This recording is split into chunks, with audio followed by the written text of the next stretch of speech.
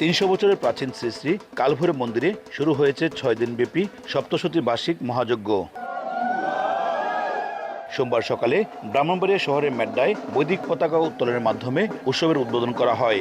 এতে দেশের বিভিন্ন স্থানসহ ভারত থেকে আসা পুরোহিতগণের পাশাপাশি স্থানীয় ভক্তরা অংশ নেন।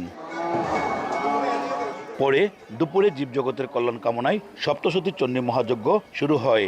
এ সময় ভক্তরা যজ্ঞের আহুতি হিসেবে ফল, ফুল, দুর্বা, বেলপাতা সহ বিভিন্ন পূজা সামগ্রী যজ্ঞস্থলে প্রদান করেন। জন্মের পরে আমার বাবার সঙ্গে হাত ধরে আসছে এখানে, এবং আমার ধ্যানে জ্ঞানে কালভৈরব আমার রক্তের সঙ্গে মিশে আছে। সবাইকে যেন বাবা সুস্থ রাখে, সবাই যেন ভালো থাকে, আমরা যেন বছর বছর এইভাবে বাবার যজ্ঞ দেখতে পারি, বাবা যেন সবার উপর কৃপা করে, এটাই চাই। বাবা যাতে সবার মঙ্গল করে, দেশ ও জাতির মঙ্গল করে, সেটাই প্রার্থনা বাবার কাছে। বিকাশ পেমেন্টে 10,000 টাকার বেশি অফার। শপিং চলছে তো। দেশের মানুষ যেন ভালো থাকে, নিজের আত্মীয় স্বজন যেন ভালো থাকে, নিজে যেন সুস্থ থাকি, ভগবানের কাছে এই প্রার্থনা নিয়ে আসছি আজকে। আমাদের এই যজ্ঞ 48 বছর ধরে চলে আসছে। আগামী দিনেও আরও সুন্দরভাবে আমরা এই বাবার কাছে যজ্ঞের মাধ্যমে প্রার্থনা করব। সবাই যেন নির্বিঘ্নে বসবাস করার সুযোগ পায়, এই কামনে আমি করি।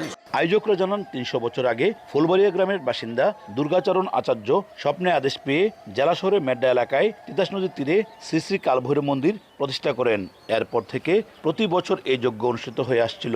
পরে 1971 সালে মুক্তিযুদ্ধের সময় পাক বাহিনীর ডিনামাইটের মাধ্যমে 24 ফুট উঁচু কালভৈরব মূর্তির একাংশ ক্ষতিগ্রস্ত করায় স্বাধীনতা পরবর্তী বেশ কয়েক বছর বন্ধ থাকে সব ধরনের পূজা উৎসব। পরে কুমিল্লার এক ভক্ত শচীনন্দন সেন স্থানীয় ভক্তদের সহযোগিতায় কালভৈরব মন্দিরটি পুনঃপ্রতিষ্ঠা করেন।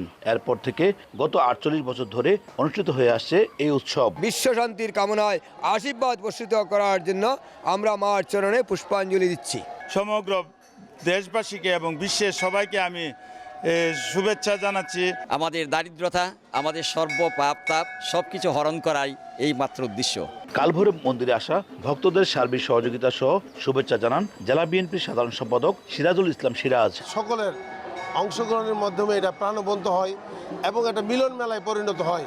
যজ্ঞ উৎসবকে কেন্দ্র করে লোকজ মেলার আয়োজন করা হয় কালভৈরব মন্দিরের পাশে তিতাস নদীর তীরে। মেলায় নাগরদোলা, খেলনা সহ মাটির তৈরি হরেক রকম পণ্যের পসরা সাজিয়েছেন দোকানিরা। আগামী 28 ফেব্রুয়ারি পর্যন্ত চলবে এই উৎসব। উজ্জ্বল চক্রবর্তী, সময় সংবাদ, ব্রাহ্মণবাড়িয়া।